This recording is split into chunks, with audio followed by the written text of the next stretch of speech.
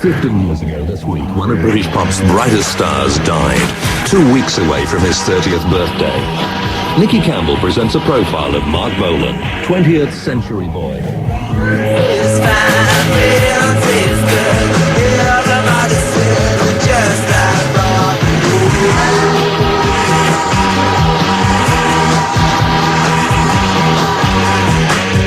I move like a cat, talk like a ram, sting like a bee, babe, I wanna be your man.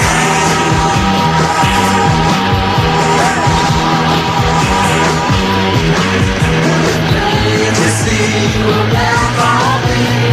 I'm your toy, 20th century boy. 20th century toy. I wanna be a toy. 20th century toy. I wanna be a toy. When 20th Century Boy was recently revived for a jeans commercial, fans of Marc Bolan were both pleased and baffled. Pleased that he was once more in vogue, but baffled because Bolan's keen sense of style and flamboyance had little to do with anything as commonplace as jeans. For anyone discovering Bolan for the first time, the strutting confidence of 20th Century Boy must seem light years away from the fey mumblings of his early records. And over 20 years on, it's hard to imagine the profound effect created when Bolan emerged with his first major hit. It sounded like something that was made on Mars. I was 14 and I hadn't actually got interested in pop music. I was into football, and that was very important. You were into football or pop. And I heard of what came to be Ride a White Swan, and it just seemed so exotic and so mysterious that I had to go and buy it. And I had to play it again and again and again to try and work out what it was. And it coincided with seeing them on Top of the Pops, just Marc Bolan and Mickey Finn, two extremely strange creatures. So this was totally out of the blue. It was just fabulous. So you didn't know where it was from. It was like, basically the guy had invented a language that was totally his own. And of course he looked like he sounded, which is even more exciting. Otherwise it would have been a kind of a letdown if he looked quite ordinary. But he looked as bizarre and as fantastic and as extravagant as he sounded, and that made it even better, you know. Paul Morley, who shook up the pop world himself with his marketing tricks for Frankie Goes to Hollywood in the 80s. Although for many, Bolan seemed to have arrived from another planet, in fact, a little detective work soon uncovered exciting evidence of a multicoloured Bolan history. The young Mark Feld, as he was then, began dabbling with music during the late 50s skiffle boom as a member of Susie and the Hula Hoops.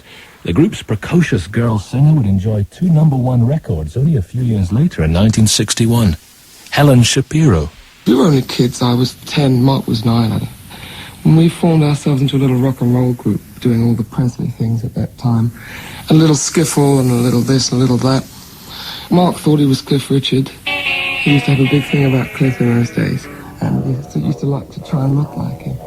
We used to go and sing in coffee bars and get free cups of tea, and that lasted for, I think, school summer holidays. Come on, pretty baby, let's move it in a groove, baby. Well, shake, oh baby, shake, oh honey, please don't lose it. The rhythm that gets into your heart and soul. Let me tell you, baby, it's called rock and roll. Mark's mother ran a fruit stall in Soho, and her son became a frequent visitor to the area, hanging out at the Two Eyes coffee bar where Cliff Richard had made his name, and the newer trendy clubs and clothes shops. One of his friends was Jeff Dexter. He was very flash, but it was part of your culture if you were trying to stand out at that time, especially when you're small, and as we were in size and stature, we were both very small boys, and if you're that small, you'd like to show out a little bit and be seen, so you dress up and make a great effort that everyone would notice you. So I think it's a trait of all small people to want to be seen. It was a question of just standing up front, and if you ever got the chance to get them talking, you know, you would sort of brag a lot, as we all did, I'm sure, about what you had and what you could do and what you knew about and where you'd been.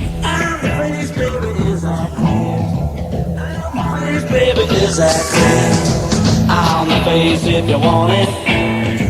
On the face if you want it.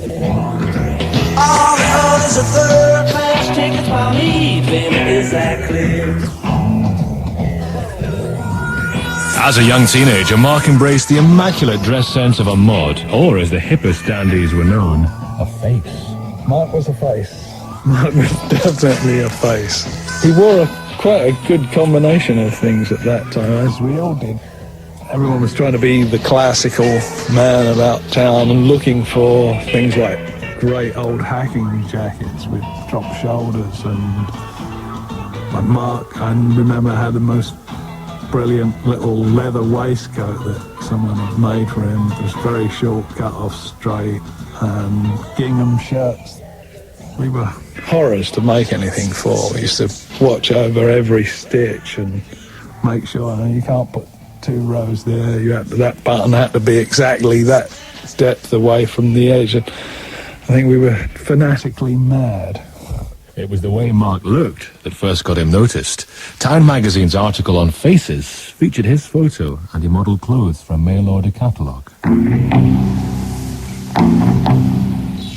But in November 1965, there was a chance to hear what he had to offer when he recorded his first song for Decca Records. Walking in the woods one day, I met a man who said he was magic, wonderful things he said.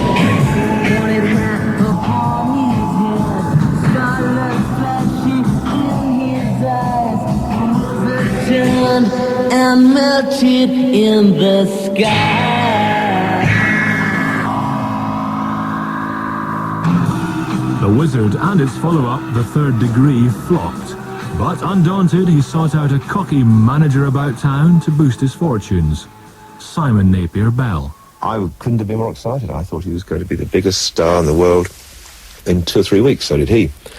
He was so full of himself, he didn't even think he had to make a record. He said to me, I don't really want to make a record. I think we'll just put posters up. That's all I need to do to be a star. If they just see me, man, we'll just put posters up. When they see me, he said, that'll be it. We don't need to make a record. I felt we needed to make a record. We made the record. It was sort of a miracle of emotion and magic content. Met a man, he was nice, said his name was Paradise.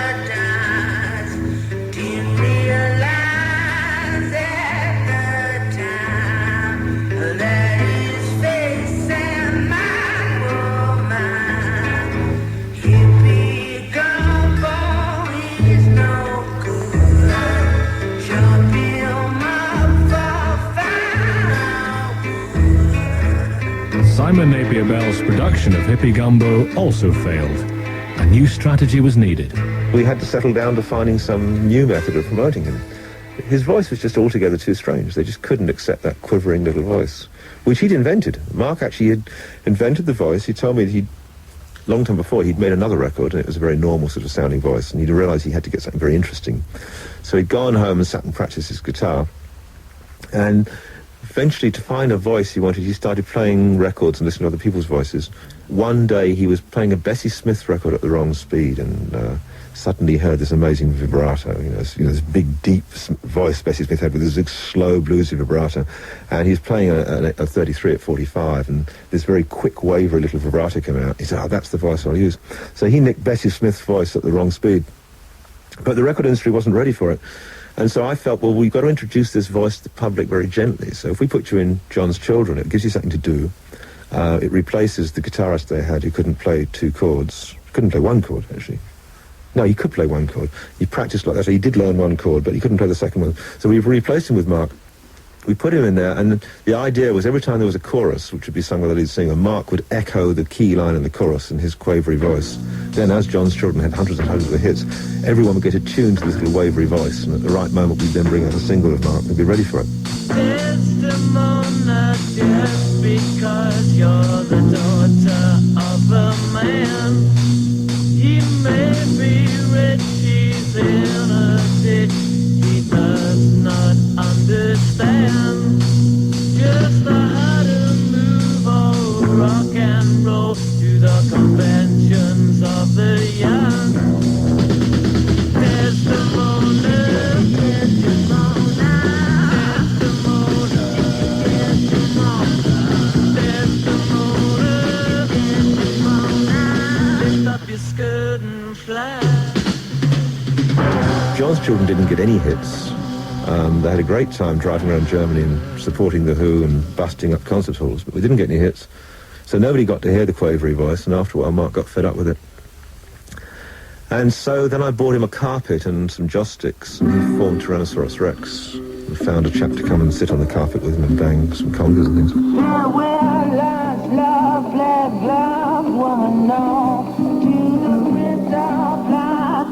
Metal star, the prince, he does not, each smile to two, and the misty man, he circles close me and you.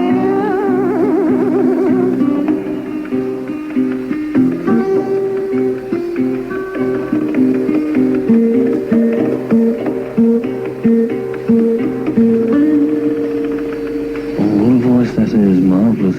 That's called Highways from Tyrannosaurus Rex, and Marc Bolan, who I'm going to go and see as soon as the opportunity presents itself. Got to meet him and find out, where that strange voice comes from. These are the seeds. That rather strange voice came from John Peel, speaking in August 1967 from the Perfumed Garden, which he created during the night hours of Pirate Radio London. I just remember getting a note, along with a copy of an early record, I think, along with something like The Wizard, a note saying something like, one of those things that people used to write in those cool scenes, man, a trippy program or something. I mean, I forget what he said exactly, but indicating that next time I was on shore in London, I should get in touch with him, which I did.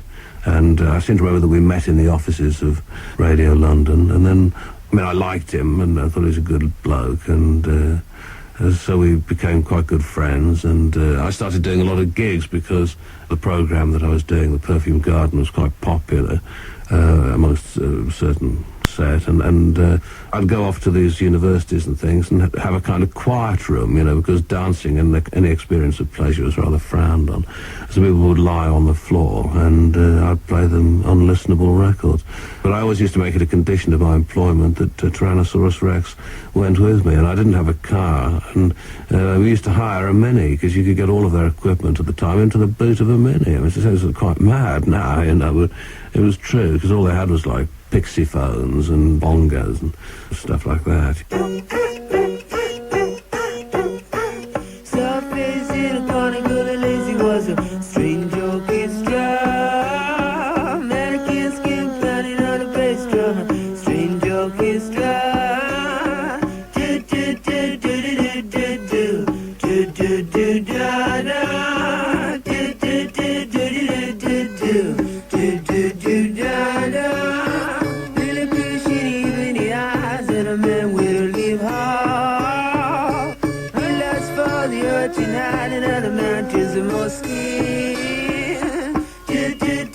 We used to go off and do kind of hippie things together, like going to Stonehenge, because you were allowed to in those days, and it hadn't become part of sort of Heritage Park Britain, so it wasn't something that you regarded through a fence from 100 yards away through binoculars. We climbed Glastonbury Tor, and I remember impressing him enormously because he hadn't had much by way of formal education, so he was quite kind of an innocent abroad in some ways. He was wondering when the little tower on top had been built, and I had no idea at all, but I sort of studied it as we struggled up the hill, and I called it to within 10 years of its the date. He was incredibly impressed by this. He obviously thought that I was indeed some kind of magician or sage. But no, we used to go record shopping together, looking for obscure records, and so I used to hang out with roughly the same kind of people. There was Pete Saunders, who was the photographer who did the sleeves for the first couple of LPs, who was known universally as Beautiful Peter, because he was extraordinarily beautiful. And Jeff Dexter, who was a prominent DJ at the time. When Tyrannosaurus Rex were booked into Middle-earth, the club where Jeff Dexter was playing the underground sounds of the time, he was amazed by the metamorphosis of his old mod crony. I saw him sat down on the floor, and I couldn't really believe it was him. I was sort of flabbergasted by his total change, really. And it looked rather incredible. He had a